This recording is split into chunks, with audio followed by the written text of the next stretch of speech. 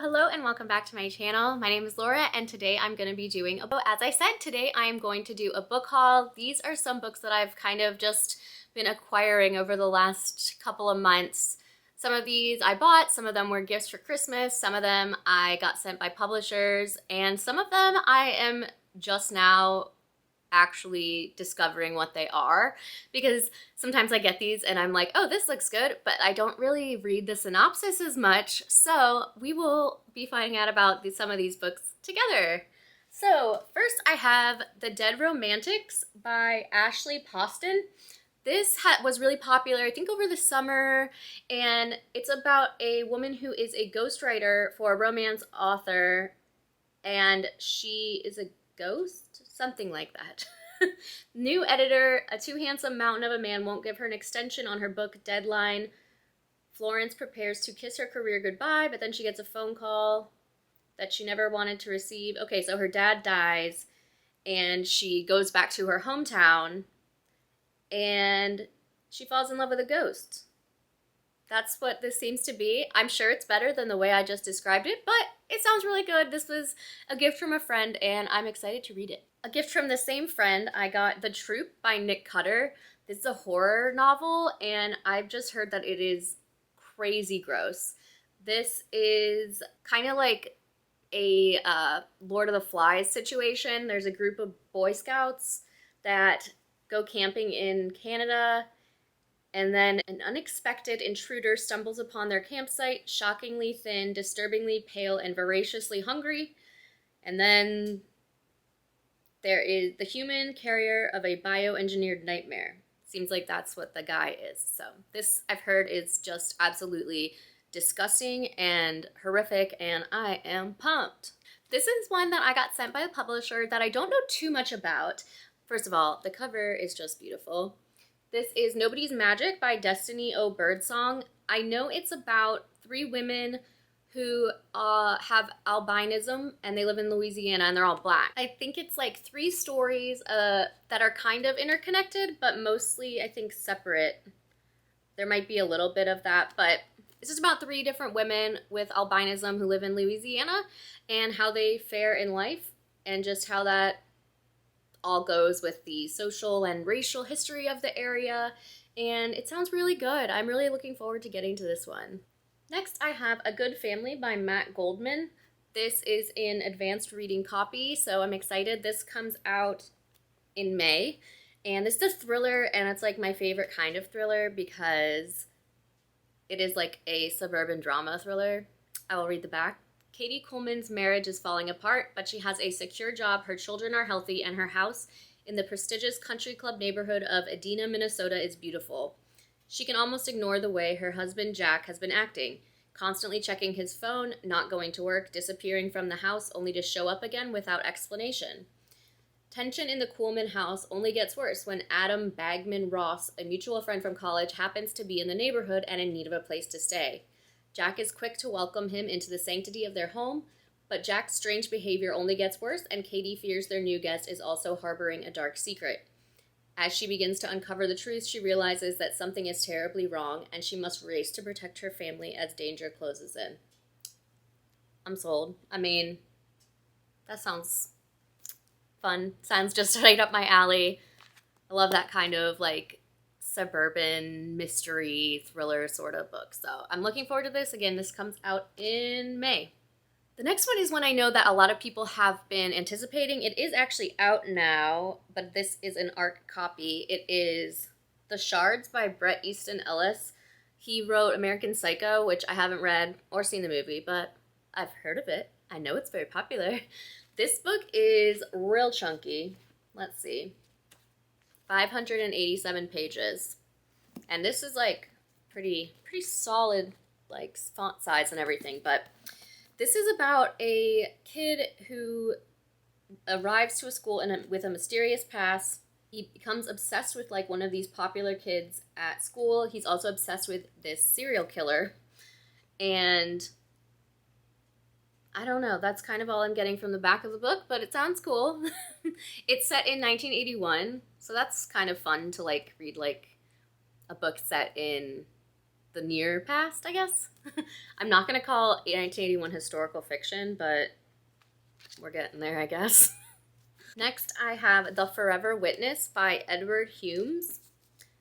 Humes? I don't know. This is nonfiction. It is about a couple that went missing in 1987 in Seattle, and their bodies were found, but there were no witnesses, nothing, so it became basically just a cold case.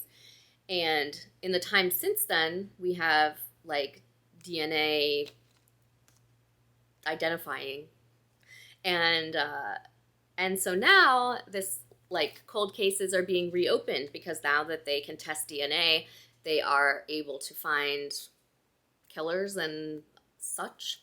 So this is all about that case in particular, but also genetic testing to begin with, and kind of how we can balance using this DNA testing to catch criminals and solve cold cases, but without taking away, like, privacy from people. So it sounds interesting. Sounds like it'll be good. Next, I have two books that I got a couple weeks ago at Strand in New York City. I was up there with my husband seeing a show, and we had to take a stop there, of course. And I got Election by Tom Parata. This is, the movie is with Reese Witherspoon. I loved the movie. I mean, it's from like 1997 or so, but I love it. And so I was like, yes, I'll get this book because it was $7 because it's used. And yeah, it's just like a cute little copy. And I know that a sequel came out last year, so I'm hoping that I like read this and I like the book as much as the movie, and then I can read the sequel. And the other book that I got is Valley of the Dolls. This is the 50th anniversary edition. So this, you know, is kind of a modern classic, just about these women in the 60s and the 50s who moved to New York City trying to make their mark on things, but just kind of what they go through up there in a world that's still very sexist and women belong in the kitchen-y. So that should be really good. I have wanted to read this for a while, and when I saw it, I was just like, it was meant to be. Next, I have another one of the books I got from the Aardvark Book Club, and that is None of This Would Have Happened If Prince Were Alive by Carolyn Prusa. So this is really cool. I mean, that title is great, but it's about a woman who is trying to deal with a hurricane coming while she's, like, doing mom stuff. So, like, her husband's cheating on her, she is toilet training her child, her mom is very critical of her, and so she just has a lot going on, and then there is a hurricane coming. And so it's kind of just like her life going crazy during this crazy time, and she, I guess, compares everything to Prince songs, is my understanding. And anyways, it's really pretty. I love the cover, and it just sounds like a cute, fun read. Can't go wrong. Next is The Ingenue. This is a relatively new book about a former piano prodigy who returns to her hometown of Milwaukee after her mother's death. And it's not a place she really likes to visit because of just some bad memories. And she finds out that her mother has left her childhood home to her former piano teacher who kind of abused her when she was young and groomed her. And this is a very, I think, Me Too kind of book, kind of like My Dark Vanessa, like as in looking back on the sexual abuse. So it should be tough, probably, to read this kind of book, but it does sound really good, and I love the cover. Yeah, should be a good one. The next book I have is I'll Take Everything You Have by James Clyce. This is a young adult book set in 1934. It's kind of like a queer heisty book. So it's about a teenager, I believe, who comes to Chicago to get out of debt and save the family farm. His cousin sets him up with a hotel job, and then they have kind of a sketchy sort of scheme to get more money. And he basically finds himself in a love triangle with two men that are also around there. And I think it's kind of his first time living in a place where he can be who he is. He also just, it looks like, gets kind of in with like gangsters and the police and betrayals. And yeah, it sounds fun. I mean, yeah, 1930s Chicago queerness sounds awesome. Next up is another young adult book. This one is called Missing Clarissa by Ripley Jones. This one comes out in March. So this is just, your basic YA mystery thriller, but it sounds really good. It's about a woman, or a teenager. In 1999, cheerleader Clarissa Campbell was attending a party in her hometown of Orville, Washington, when she walked into the woods, never to be seen again. With no leads, the case grew cold and Clarissa was never found. More than 20 years later, Orville High School juniors Blair and Cameron start a true crime podcast determined to unravel the story of what happened to Clarissa. But soon they discover a nest of dark small-town secrets, and no one's safe when everyone has something to hide. Yes, here for it. Yeah, I love books with like a podcast element. I love a good old thriller, so sounds like a winner. Another one that I'm excited about is Someone Else's Life by Lynn Liao Butler. This seems really cool. This is a thriller that I haven't really heard much like hype for, but it sounds really good. I'll read the back. Blow by blow, Annie Lynn's life crumbles. Her dance studio goes bankrupt. Her mother and beloved dog are gone in the same year, and then a terrible accident leaves her young son traumatized. It's time for a change. Palm trees, Mai Tais, peace and quiet. Annie should be at ease, safe in her new Kauai home with her husband and son. She hopes proximity to her family can provide them all with a sense of belonging and calm. But soon items from her past start turning up. Her dog's collar, a bracelet that disappeared years ago, and she has the unnerving sensation she's being watched. Reality begins to fracture, and Annie's panic attacks return when, during a brewing storm, a woman appears on her doorstep looking for shelter. Annie is relieved to have the company and feels an unexplainable bond with her visitor. As the night progresses, Annie realizes the woman is no stranger. Their lives are inextricably intertwined, and Annie might just lose everything. Sounds awesome. It sounds like the setting is going to be really cool in Hawaii, and yeah, into it. The next one is one that I requested from the publisher, and I'm so happy that I got. It's called Looking for Jane by Heather Marshall. This is a book with 3 timelines, and it kind of covers it's inspired by true stories of this kind of illegal underground abortion network in Toronto in the 70s. So that sounds really cool. I know in the beginning, a woman in 2017, she receives a mysterious letter containing a life-shattering confession, and she is determined to find the intended recipient. So she kind of does this whole search, and then we get flashbacks of a doctor who, as a teenager, was sent to a fake abortion clinic where they forced them to give them up for adoption. And there's another timeline where a 20-year-old finds out that she is pregnant and she doesn't have anyone to help her, and she, finds a place among these women, and it's all inspired by true stories, probably several different stories, and they've just combined into this. It sounds really good, really interesting, and I'm looking forward to reading it. Just a couple more. The next one I have is Before the Fall by Noah Hawley.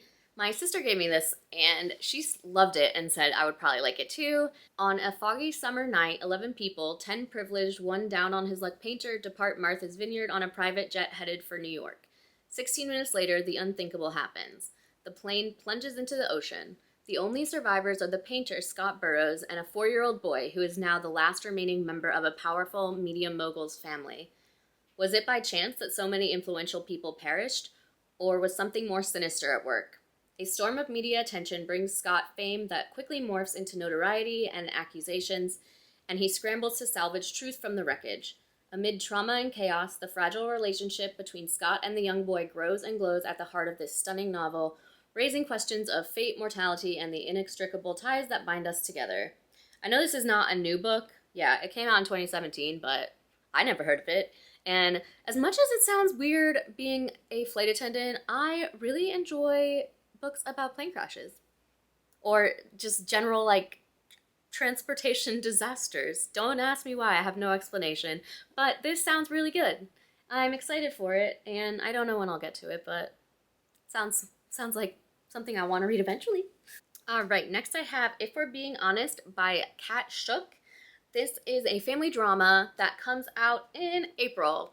Basically, everybody comes back to the family home in Georgia when the grandfather of the family, the patriarch, dies, and at the funeral, there's some crazy reveal, I guess, and everyone is just kind of confused about it. I guess it's about everyone kind of dealing with their grief. One of the sons was on The Bachelorette, and one of the daughters just got divorced, and one of them's just really young and I guess always trying to fit in. He's kind of a black sheep in the family. And yeah, I mean, I don't really need to know anything. I've read so many books with a really similar premise where patriarch, matriarch dies, everybody comes together and works out their issues. And I honestly am happy to read another. I cannot get enough of that kind of plot line. So this should be a really good one for me. Yeah, and also I love the cover. It's so fun. It's just like a little neighborhood house. The way that the illustration is done is really cool. I like that a lot, so excited to read it. And the last book on my list was my book of the month pick for January, and that is Queen of Thieves by B.Z. Marsh. This one was an easy choice for me. This is about a group of women in London in 1946 trying to rebuild after the devastation of the Blitz. Basically, it's an all-female gang who are like expert shoplifters. They go to London's upscale boutiques and department stores, and of course there's always the threat of violence. Alice, the leader of it, has been known to use her heavy rows of diamond rings like brass knuckles. They also have a teenager from the slums who's hiding a pregnancy who Alice, the main lady, takes under her wing. But I just could not get enough of this. And it seems almost like this could be like a sort of an All About Eve situation. Like, I think that this teenager might be taking over as Queen Bee, the Queen of Thieves, if you will. So, I don't know. That's speculation. I just made that up. But it does sound good. I am hoping that I will actually read this Book of the Month pick soon. Maybe even, well, it's February, so I'm not reading it the same month. But hey, the next month is a success too. I consider it. So, yeah, excited to read this and report back, because I'm not huge into historical fiction, but it sounds really unique, really different, and very feminist. We love to see it. So there you have it. Those are some of the books I have recently acquired. If you like this video, go ahead and give it a thumbs up. I would really appreciate it. Thank you so much for watching. And if you haven't subscribed, I would love it if you would. And I will see you in the next one. Bye.